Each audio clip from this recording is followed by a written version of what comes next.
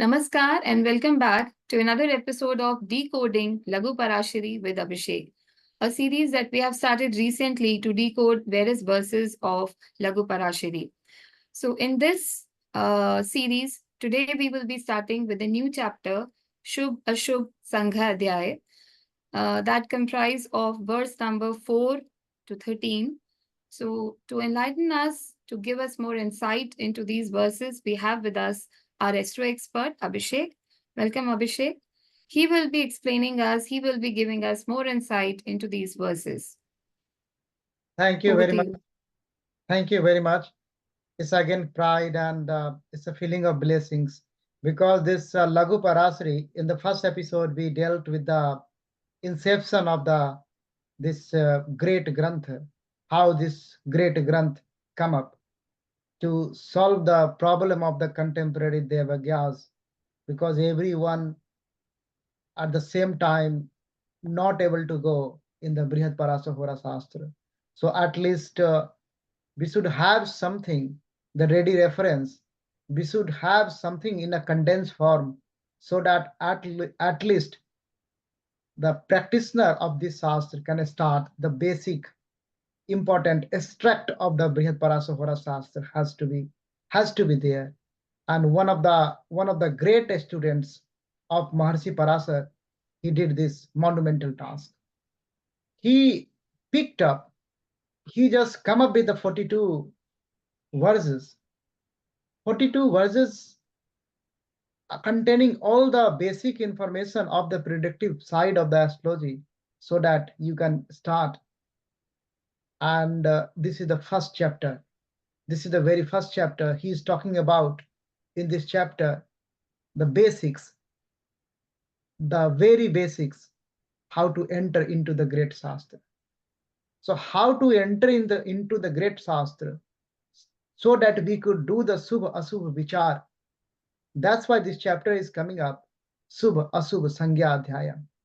That will give any serious seeker of this Shastra all the tools, all the understanding, all the concepts, basic concepts, which is required to enter into this great Shastra. We will remember, we will pray to Jagat Guru before entering into this great chapter of this great Shastra. Let's pray together.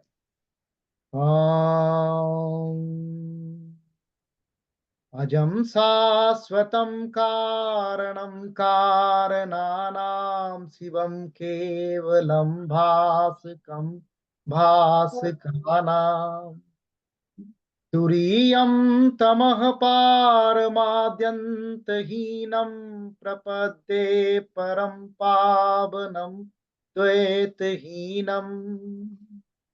Namaste, namaste, Vibho Vishwamurte. Namaste, namaste, Chidananda Murte. Namaste, namaste, Tapoyoga Gamya. Namaste, namaste, Sruti Jnanagam. Jai Gurudev, Har Har Mahadev, Har Har Mahadev. After paying our humble and respectful prayer in the lotus feet of Jagat Guru, he is the source of all the knowledge. We are now entering into this chapter. This very basic chapter. Now the Granthakar, the author of this chapter, is starting through the first verse. Atha Shubh-Ashubh-Sangya. He is saying बुधैर्भावादयः सर्वैर्ज्ञेयाः सामान्यशास्त्रतः एतच्छात्र अनुसारेण संज्ञां ब्रूमो विशेषतः. So he is giving the referencing. He is just putting the referencing. Like he is reminding the seeker of this Shastra. Even he is saying the seeker of this Shastra is already a scholar. So any seeker, because this is the science of intellectuals. So anyone who is attracted towards have some intellectual ability, and anyone who wants to get into this detail, you can see the vastness of this subject. Anyone who has capability to cope up this plenty of knowledge and applications and everything, science and arts together, this is the most multidisciplinary subject. This amalgated a lot of subjects amalgated in it. That is called astrology. So he is saying any vidwan, any scholar of who is studying, who is pursuing, who is entering into this shastra has to go in detail and try to understand the matter, try to understand the subject, try to understand the concepts of all the bhavas, like starting from the first to 12 bhavas, or all the vargas. He is talking about the Sadvarga. We know the Sodas Varga system, or information about the planets, avastha of the planets. These knowledge, these concept, any native has to go through the granthas available in the parampara. So available in the parampara.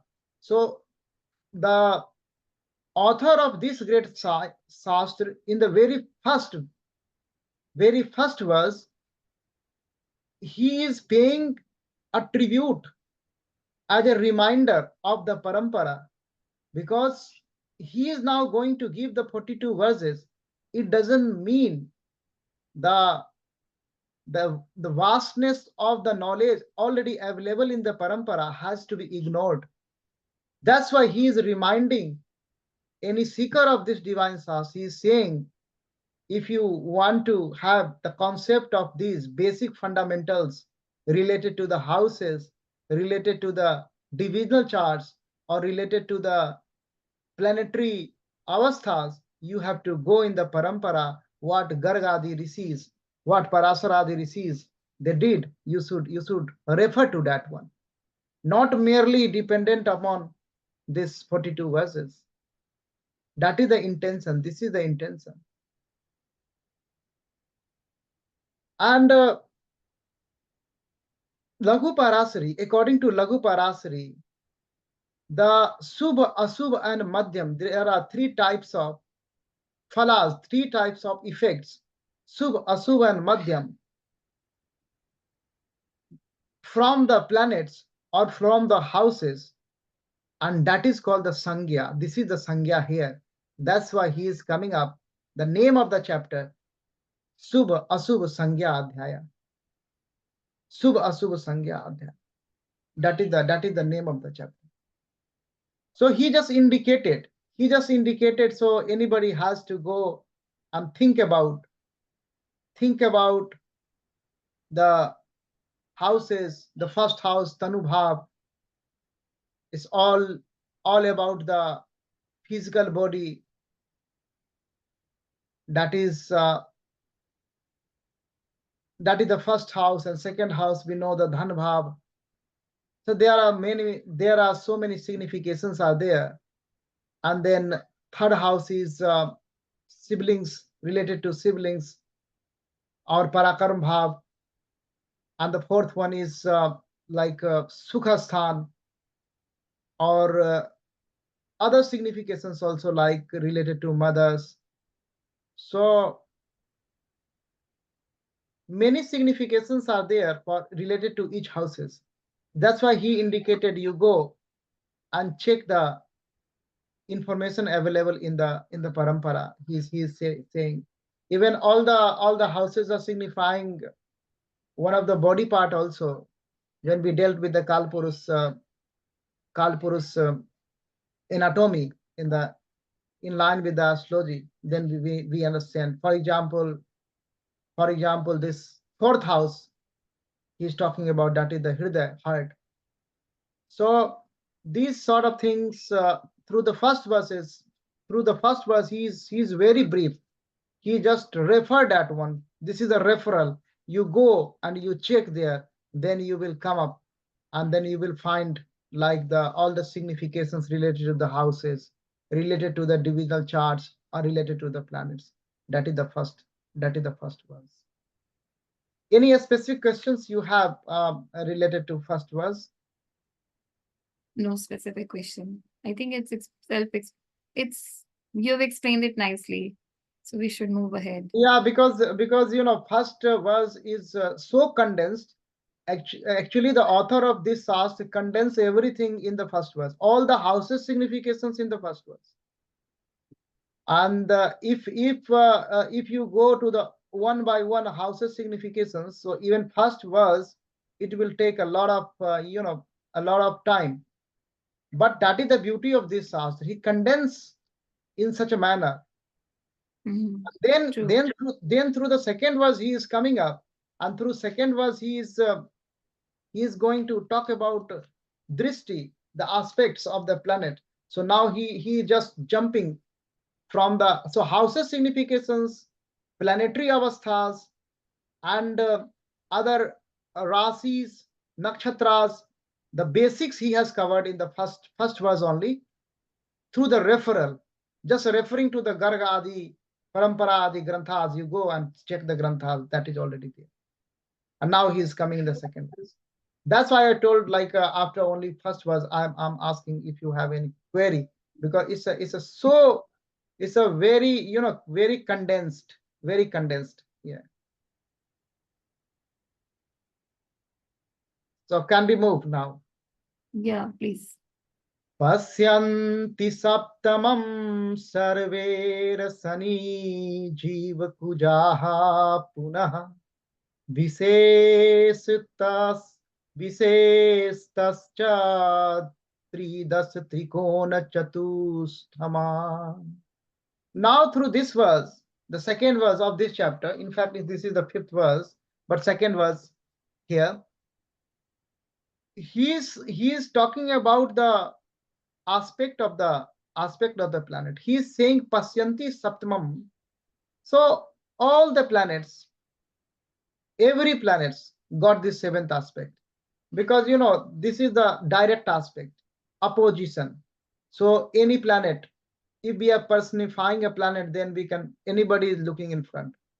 So every planet got this seventh aspect. He is saying. So all the planets got seventh aspect. But the exception he is talking here, Sunny, Jeev, and Kuj. So Jeev is Brihaspati and Kuj is Mangaldev. So these three got additional aspects. So additional aspects, Sunny Dev got three das. So third aspect and 10th aspect also. So seventh he has already, and now third and 10th. Jeev. Jeev got Trikon. Trikon means 5 and 7. 5, 7 we know the Trikon. So seventh he has, and then Trikon 5 and 7. And then Mangaldev, Chatur Ashtaman. So he got fourth and eighth additional. And there can be so many interpretations here. And this is the I think it's like a permission from Mahaguru Maharshi Parashar also. You can do interpretation in line with the framework he set out. So these are the outer planets. So these are the outer planets in geocentric frame of reference. You can see that's why they can have additional angles. They can have an additional drishti.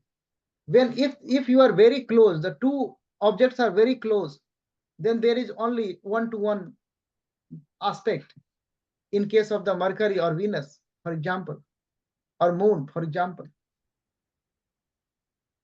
But these are the outer planets. That's why they got the additional aspect. That's very fair, very fair.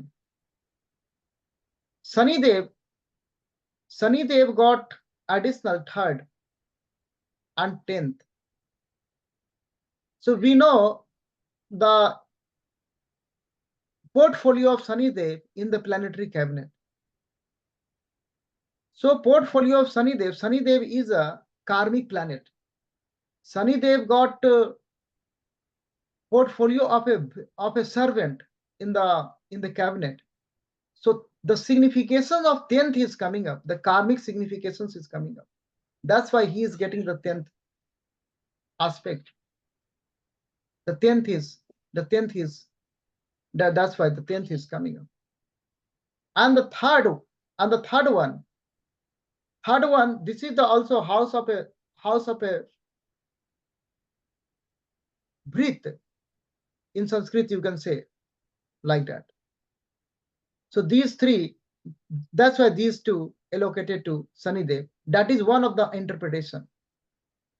And the Jupiter, most auspicious planet, very auspicious planet. So Trikonas are auspicious. So 5 and 9. 5 and 9. He got a 5 and 9 and 7. And the Mangal Dev, he got the portfolio of commander-in-chief. Any commander has duty to protect his house, put his house in order. The first duty. And second duty, to protect from the enemies. So first duty, put house in order. That is the fourth house signification, the fourth aspect. And protect from the enemies. That is the earth. So that earth sort of thing is coming up. That can be acceptable interpretation. So this is the second verse. All the aspect, everything he covered here. You have any questions? Because in this So why? Laghu Parashari, we can go by verse because it's a very condensed. So there might be a question. So it has to be So answered. all the planets, they have the seventh aspect. Okay. So my question is, why is it so that why it's necessary to have the seventh aspect for all the planets? Our Shastra is in the form of a spiritual ethnography. That is the Sanketvad, Pratikatmak. So we personified the planets like a human being for sake of a study. This is a teaching technique. So anyone is looking, the direct looking. So that aspect is very common, very normal aspect. That is the seventh. Seventh is a direct one-to-one. That's why every planet got the seventh.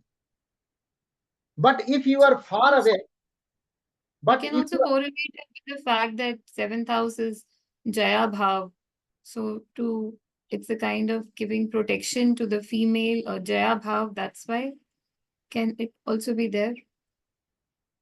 This cannot be acceptable because seventh house is a Marak Sthan, and protection, every malefic planets aspects, they are not protecting with the aspects.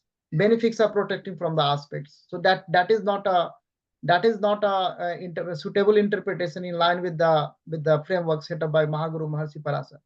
But the thing is, like, directly everyone is looking directly.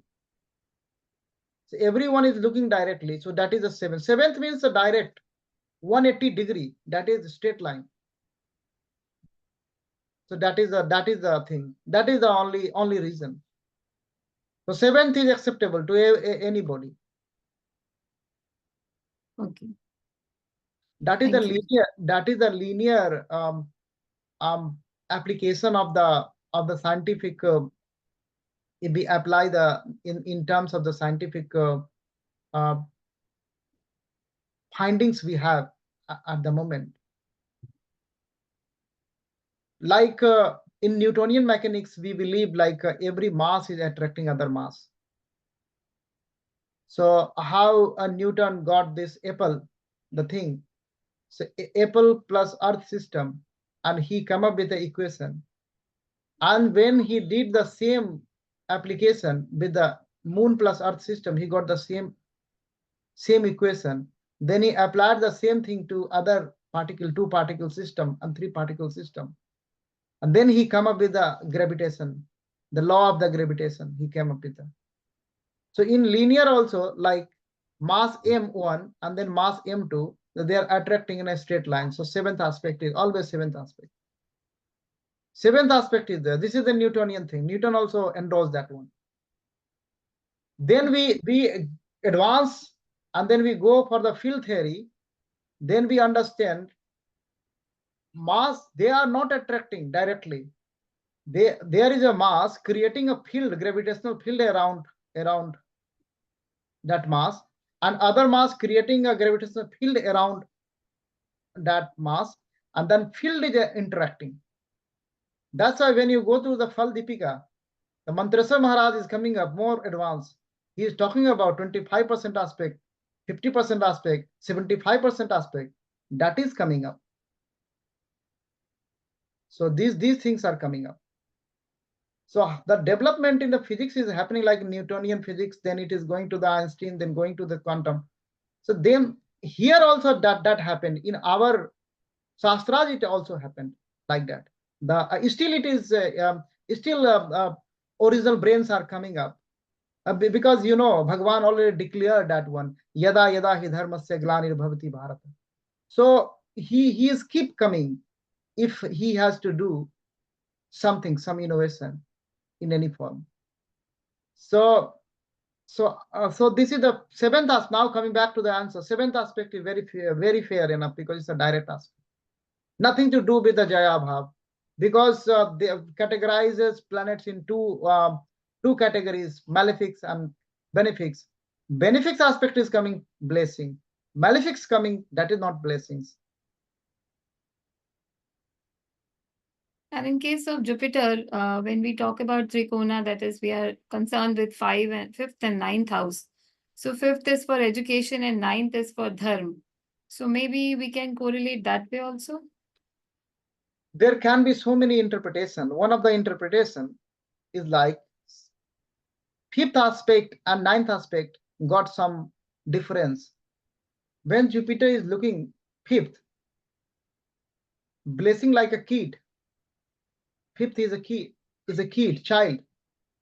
Considering the aspected house, keeping, nurturing, pampering that house like his kid, like his child. And ninth is a father. So considering like a father, like a guru. So for example, if Jupiter in any native chart is aspecting some house, any like mother's house, then that native is pampering her mother like a child. That attribute is coming. So these things are, this is one of the things. There can be plenty, endless interpretation can be come up. And Because likewise for Mars, if you see, if it is the fourth house, the Suksthan. So Mars, being the commander in chief, is providing or is looking after the Sukh of the others, and the eighth aspect could be related with Ayu. So that is protecting the age also. Can we say that way also? Can it be interpreted that way? Mars, you cannot give Mars a clean sheet because Mars is one of the most malefic planets, and Mars is a fighter. Mars is always ready to fight. So he is protecting. Fourth, he is protecting. He is doing policing there. That is the controlling. Want to control. If he wants to, the fourth aspect, he wants to control that signification of that houses. If somebody is not being controlled, then he start fighting. He become very possessive, very protective there. If nothing will happen in accordance with him, then start fighting. And the earth, he's looking there, he's watching like on a border like soldiers are looking for the enemies. If something will happen, he will crack down. So he's the Mars. So when we are applying these things, we should never forget the first verse. The Gargadi rishis, what said about the grahas. the basic character, the significations, how he will behave, how Jupiter will behave, and how Mars will behave in the same condition, totally different. Condition will be same, but the behavior, the reaction will be different due to the intrinsic nature of these two different planets. And for Saturn, can we say, like when we say third house, so third house is for Parakaram, okay, it's for valor. So as a servant, because Saturn, like you said, Bhritya, so it's a servant or Anuchar. So as a Anuchar or as a servant, then that valor or the Parakaram is also required. So that's why third aspect is required. And then 10th, because he ultimately has to do work. So that's why it's a Karm Sthan. So can we correlate that way also? It can be depend upon many variables, like in that particular chart, how Saturn is making that Saturn very a very karmic, some native, or making that native a lazy, because Saturn can do both the things. One planet can do three things, we know. So it depends upon how Saturn is behaving for that particular native. So it's a very case specific because it's a hora. Here we can very broadly at a high level we can say that why these aspects are being allocated by Mahaguru Maharshi Parasar. So these can be reason because it's a karmic planet and it's a follower, it's a Anuchar, it's a Bhritya. But for a particular native, how he will behave, Saturn can make native lazy also, he will do nothing. And Saturn can make native very tapasvi, sadhak. So it depends upon the promises in the chart and the Dasa syndrome, and then how Saturn is traveling at the moment. So these factors has to be applied, superimposed.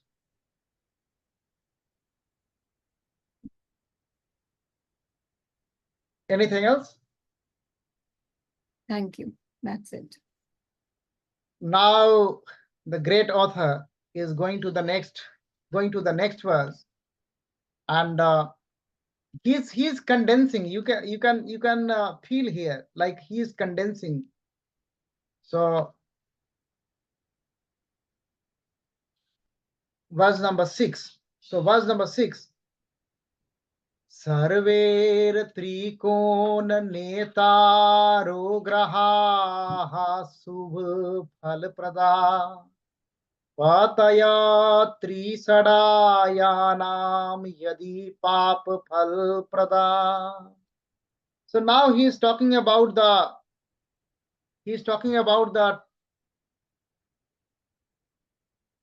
special characteristics of the bhavas.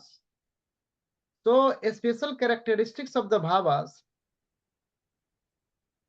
or the lordship, you can say. So if any planet sarver trikona netaro graha, so if graha is a neta of trikon, neta means lord. So any graha, now he is talking about the functional portfolio of the planet. So if any graha is got the lordship of a trikonas,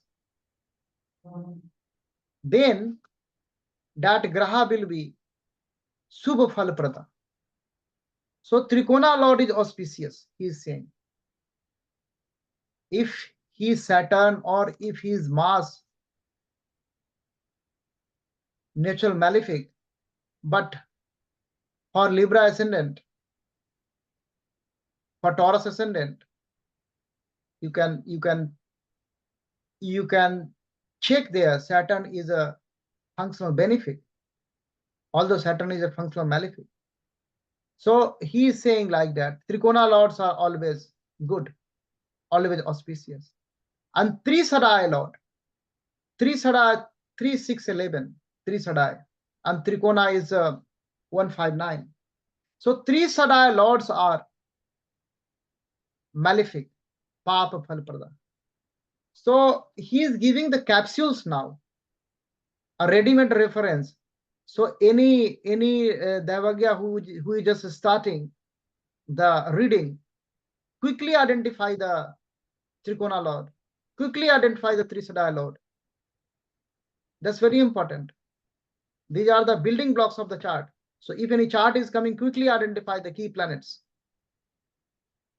Then Dasa of the key planet will give you the indications.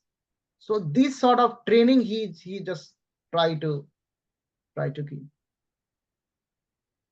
So any questions related to this? So, what I understood is that if it's a Trikona Lord, then it is good. It's benefic. And if it is a Trishadaya Lord, then it is malefic. So, what if, like in case of Cancer Ascendant, if you see the sixth Lord is Jupiter and ninth Lord also is Jupiter. So, one is Trikona and one is uh, Trishadaya. So, how will you assess the situation then? For Cancer Ascendant, when you try to understand the Jupiter, so Jupiter is a ninth lord also and sixth lord also, and Cancer Ascendant Lagna lord is Moon. So Moon belongs to the same camp, the camp of the Devata, where Jupiter is the Guru. So for Cancer Ascendant, Jupiter is considered to be functional benefic planet. Although in prediction, in your predictive journey, Jupiter can give some significations related to the sixth house also, because he got that portfolio also. So it's like a cabinet. It's like any cabinet. If any minister is a education minister also and railway minister also, so he will do the job of the railway also, and he will have to do that education ministry also. He has to take care. So sixth house also he has to take care. Although he is blissful, and any house is not completely bad, any planet is not completely bad, and vice versa. But for Cancer Ascendant, Gurudev is considered to be functional benefic planets. Thank you. I will give some acharyas are talking about this Trikona Lord. I'm just recalling that one. And after this verse, we will continue, because verse by verse we will discuss for Laghu Parashari. That is the only way to understand this great Shastra, because it's in a very condensed form. So if we discuss, then only the knowledge will come out. So Trikona Lord, our Shastras are saying about the Trikona Lord. It's very interesting to understand Trikona Lord, how auspicious it is. People are waiting for Dasa of Trikona Lord. Trikona Lord Dasa will come, then something will happen. विद्या धर्मौर गृहे चेता सता क्रूरो अपि साधुताम् ब्रजे तदीव साधुत्वं साधुश्चेदीति दृश्यते शरीरं च वसे यस्य स साधुः स रुच्यते लग्नं शरीरमाख्यातं तस्मात् दधीपः शुभः नवमो धर्म भावो अस्ति विद्या भावश्च पंचमम् तस्मात् तदा अधिप्येन ग्रहा सर्वेर शुभ प्रदा.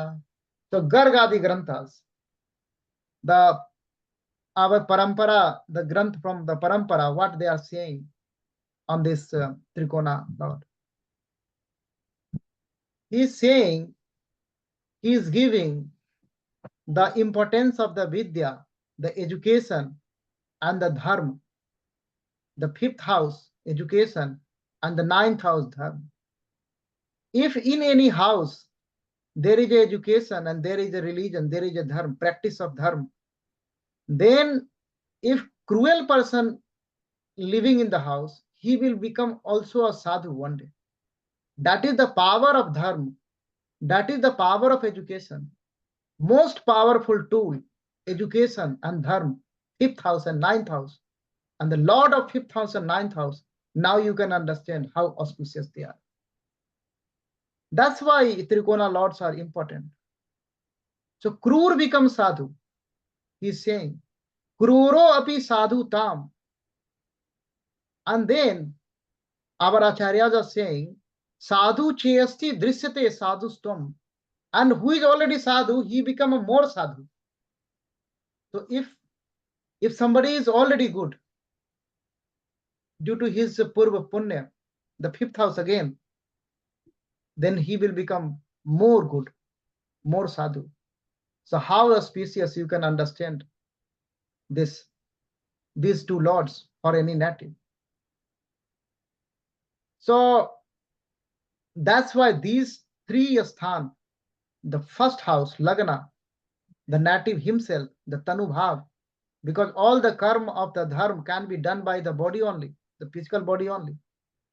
The Patanjali Yoga Sutra is saying, the first sutra is there, that is saying, Sarirasya dharmasya khalu sadhanam. If you don't have body, then how can you will do the dharma? So Tanu Bhav, and then fifth house is coming, the dharma bhav, and then your bhagya will arise, the ninth house. So this is the Trikona Lord. So how auspicious this Trikona Lord? And then our sages, our acharyas, shed light on three Sadaya Lords also in a similar manner. That we will do in the next episode. So we will just go verse by verse, we will discuss Laghu Parashari and try to interpret, try to get the pearls from these 42 verses by the blessings of Mahadev. Thank you very much. Thank you. So friends, if you have any suggestions, any queries, you can write to us in the comment section. That's all for this episode. We will be continuing with this chapter in the next episode. Thanks for listening to us. Thank you, Abhishek. Jai Gurudev.